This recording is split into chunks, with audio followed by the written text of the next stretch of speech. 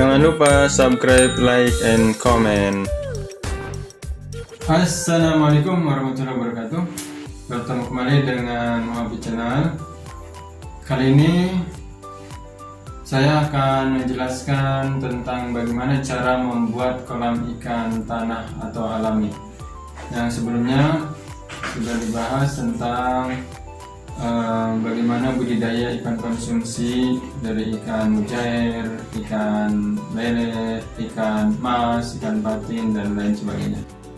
Maka pada kesempatan kali ini saya akan menjelaskan bagaimana cara membuat kolam ikan tanah atau kolam ikan alami untuk pembudidayaan ikan konsumsi. Yang akan kita bahas diantaranya itu macam-macam kolam, alat-alat bahan-bahan apa saja yang harus disiapkan, kemudian persiapan untuk membuat kolam, dan langkah-langkah atau cara-cara untuk membuat kolam tanah atau alami ini. Jadi ada macam-macam kolam ikan. Yang pertama, menurut sumber airnya. Menurut sumber airnya, kolam ikan itu dibagi menjadi yang pertama kolam tanda hujan. Itu kolam ikan yang mengandalkan dari turunnya hujan. Kalau hujan turun, maka kolam itu akan tergenang. Nah, ini biasanya di daerah-daerah tandus. Jadi mengharapkan turunnya hujan yang lebat. Kalau musim kekeringan, musim kering, maka kolam itu tidak akan terisi oleh air. Seperti itu. Yang kedua, kolam yang berasal dari mata air. Jadi kolam yang airnya itu sumbernya dari mata air. Biasanya ada di pegunungan atau di hutan-hutan. Dan airnya juga relatif bersih. Yang ketiga, kolam berpengairan setengah teknis. Apa yang dimaksud dengan berpengairan setengah teknis? Yaitu kolam yang didukung oleh saluran irigasi, tapi dia terbuat dari tanah saluran itu. Disebut dengan pengairan setengah teknis. Dan biasanya airnya juga relatif kurang stabil. Tapi ada lagi yang keempatnya, yaitu kolam berpengairan teknis. Ini didukung oleh irigasi dengan saluran yang terbuat dari tembok atau beton, sehingga airnya relatif stabil. Berikutnya, kolam menurut bahan pembuatnya. Yang pertama itu ada kolam tanah. Nah, yang ini yang akan saya jelaskan cara pembuatannya. Yang kedua yaitu kolam tembok, terbuat dari temboknya, dindingnya maupun dasarnya. Kemudian yang ketiga yaitu kolam terpal, jadi terbuat dari terpal, dan nanti akan dibahas pada pertemuan berikutnya.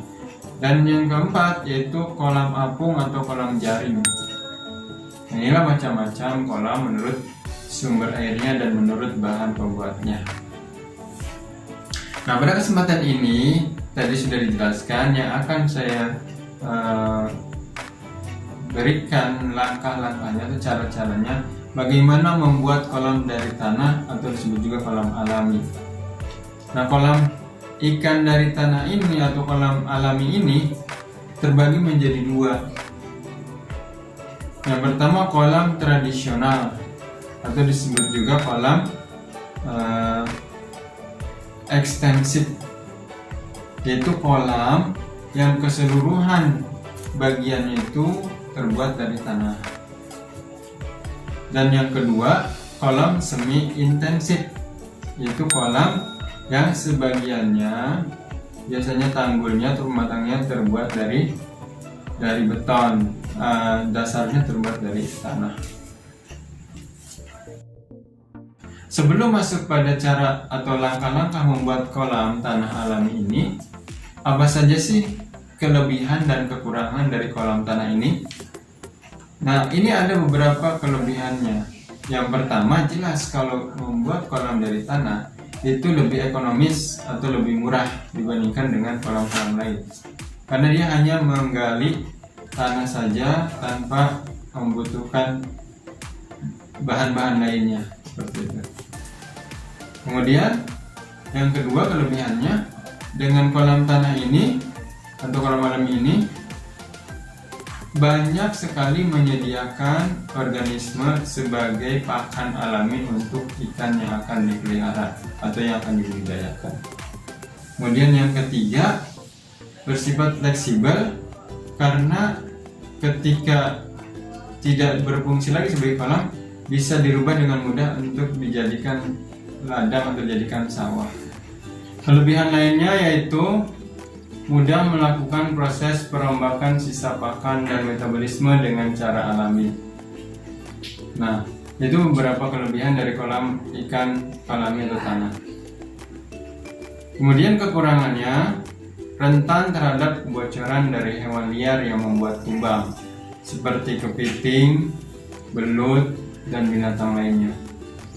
Nah, kemudian kekurangan berikutnya, sulit mengontrol hewan predator yang nanti akan memakan ikan yang dipelihara di kolam tersebut.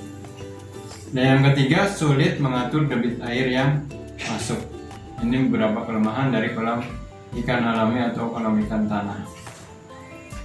Sebelum saya jelaskan bagaimana cara atau langkah-langkah membuat kolam ikan alami, yang belum tekan tombol subscribe, tekan dulu dan bunyikan loncengnya supaya tidak tertinggal dari informasi penting lain. Kita masuk pada cara atau langkah-langkah membuat kolam ikan tanah atau alami. Ini terkadang orang membuat kolam ikan alami ini asal saja, yang penting digali, kemudian dikasih air dan ditaruh ikan.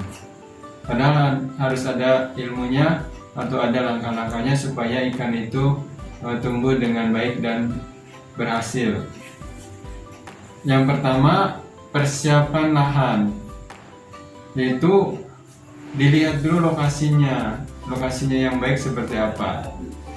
Untuk kolam ikan tanah atau alami ini, lokasi yang baik adalah yang dekat dengan aliran irigasi, karena nanti air itu akan diisi dari irigasi tersebut. Kalau jauh dari irigasi berarti butuh biaya lagi untuk apa? Untuk membuat pompa air, sehingga butuh biaya membeli pompa, menggali pompa itu cukup besar, kemudian menyediakan pipanya dan sebagainya.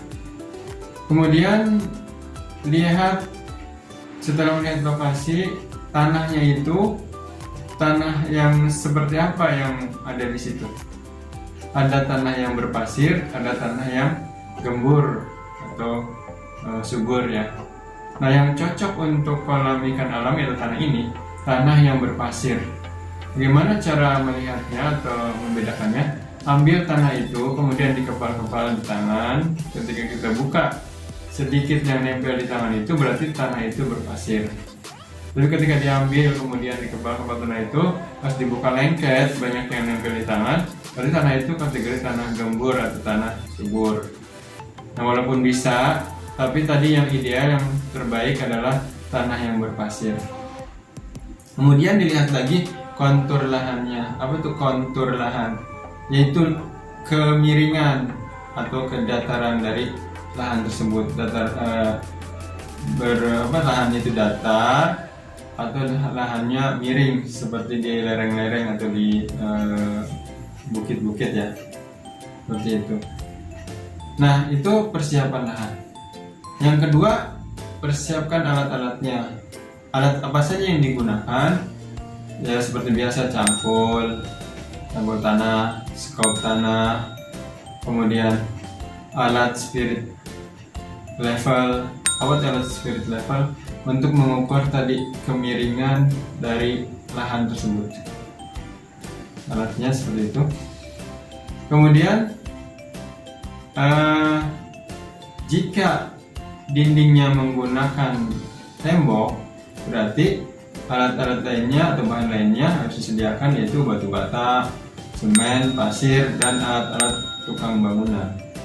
Ini jika tanahnya kurang mendukung, harus menggunakan tembok dari batu bata, bukan tembok dari tanah atau dinding dari tanah. Berikutnya, langkah yang ketiga, rencanakan tata letak kolam. kolam itu akan dibentuk paralel atau seri.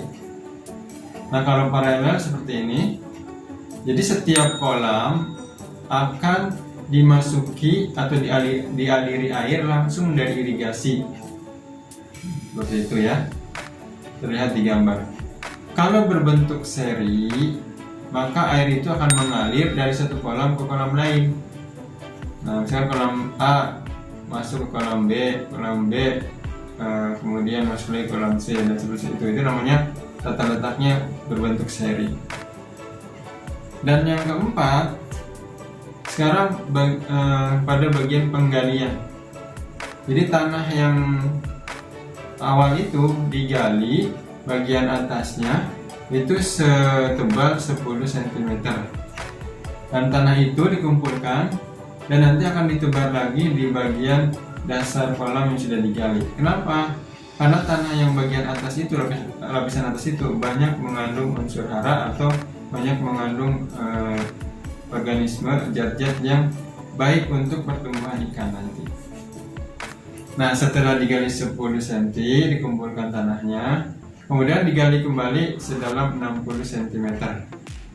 Nah, yang bekas galian ini yang 60 cm itu dibuat dindingnya, dinding dari atau tanggul dari kolam tersebut.